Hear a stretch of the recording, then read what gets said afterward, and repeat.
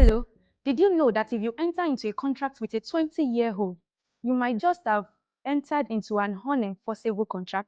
Hello, welcome to Legal Advisors World. I am TM Francis, and here we answer all your legal questions in the most simplified manner. Today, sequel to our previous video, we will be discussing capacity to contract. Not every human being has the same capacity under the law to enter into a contract. There are certain categories of persons that are protected by the law in the realm of contract. So who are these special categories of people? The first category that we'll be discussing today are the illiterate persons.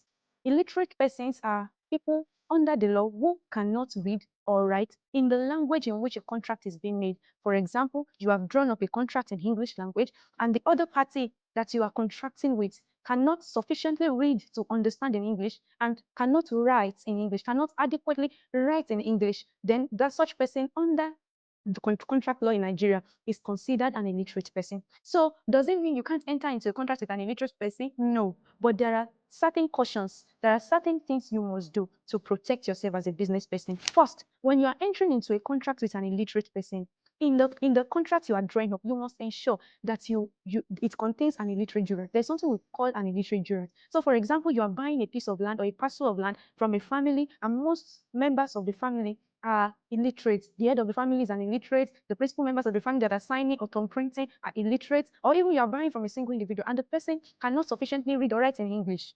Then you must ensure that in the agreement that you are drawing up, in the contract that you are drawing up, you include what is called an illiterate jurat. An illiterate jurat is a part of an agreement that states that, oh, before this illiterate person signed, or before this illiterate person thumbprinted or put his mark on this agreement, someone whose name must be written and whose address should be written on the face of the agreement explained the content of the agreement or the content of the contract to that illiterate person in the language he understands. For example, if the illiterate person is a Yoruba man, there must be someone who explained the content of the agreement in Yoruba to the person, and the person affixed his thumbprint or his mark or his signature on this document after he has sufficiently understood the content thereof.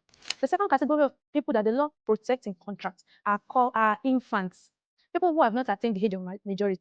And let me shock you. Under common law, and this applies in Nigeria, for the purpose of contract law, the age of majority is 21 years old. It's not 18.